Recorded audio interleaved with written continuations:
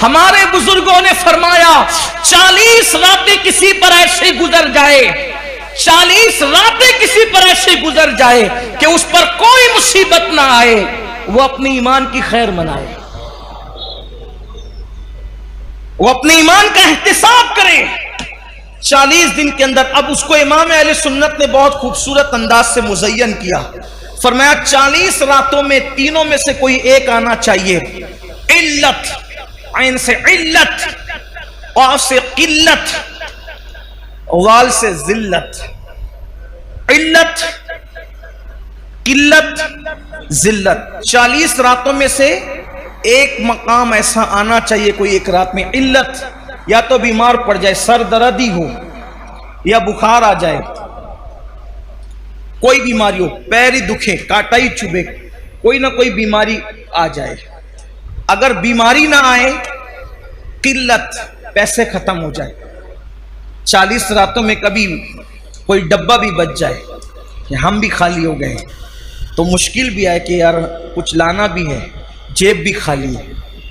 जिल्लत, कोई जलील करे। देखो, अब यहां अपने ज़ौक़ के मुताबिक बात करना चाहता हूं। कोई आशिक हो और जलील ना हो, मुझे उसके इश्क में शक है। क्यों? इसलिए कि दीवाना ही तो जलील होता है। दीवाना ही जलील होता है, फरजाने थोड़ी जलील होते हैं। फरजाना तो कपड़े संभाल के चलता है, उसकी इस्तरी फरजाने की समझाने के लिए कह रहा हूं, उसकी इतनी टाइट रहती है इस्तरी कि वो जो स्त्री ने इस्तरी की है तो उसके फन को भी लोग हैरत से देखते हैं। वो बैठता इतने अदब के साथ है कि उसकी अदाएं काबिले तारीफ होती है। फरजाना खाता इतने नजाकत के साथ है कि उसका खाने पर भी डिस्कस होती है कि क्या अदब का अंदाज है। लेकिन जलील किसने होना है?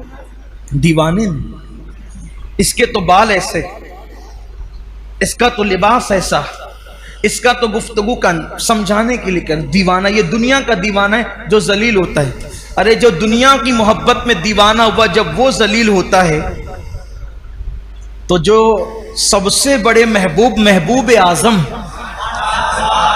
महबूब रब्बे अकबर, सारे अंबिया के खुदाओं का, सारे अंबिया का खुदा, माफ कीजिए खुदा, सारे अंबियाओं का खुदा, सारे नबियों का खुदा, सारे रसूलों का खुदा, जिससे प्यार करे वो मोहम्मदुर रसूलुल्लाह। अब कोई उनसे प्यार करे, कोई उनसे इश्क करे, तो फिर आप मुझे बताएं, वो जलील ना हो, वो रुस्वा ना हो, तो फिर वो आशिक कैसा, फिर वो मुहिब कैसा? उसे तो जलील होना ही है। तो इल्लत, बीमार पड़ना 40 रातों में, किल्लत, पैसे की कोई तंगी आ जाए, जिल्लत, तीनों में से कोई एक चीज आ जाए, और अगर तीनों आ जाए तो सोने पर सुहागा है। मैं यहां पहुंचकर तो यह जरूर कहता हूं कि 40 रातें नहीं, बल्कि शुक्र के तौर पे कहता हूं कि 10 से 11वीं रात नहीं आती, 2 चीजों से तो साबका पड़ता ही रहता है। इल्लत भी हो जाती है, इल्लत भी हो जाती है, और आलमी पैमाने पर फेसबुक और यूट्यूब पर और व्हाट्सएप पर कुछ जिल्लत भी हो जाती है। तो दिल को इत्मीनान होता है कि अभी ईमान का तोता उड़ा नहीं है, अभी ईमान का तोता उड़ा नहीं है। और रही बात जिल्लत की, तो हुजूर ताजुश शरिया ने बहुत अच्छा शेर कहा था, अगर महबूब के लिए जलील होना पड़े तो फिर ये जिल्लत नहीं है, बल्कि ये भी इज्जत है।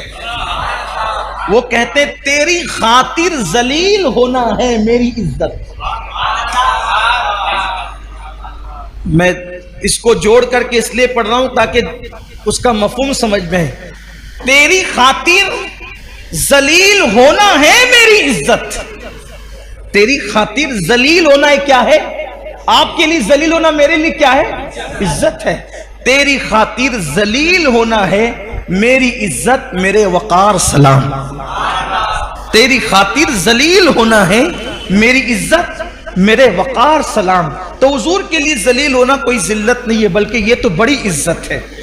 तो 40 दिन के अंदर ऐसी मुश्किल आनी चाहिए।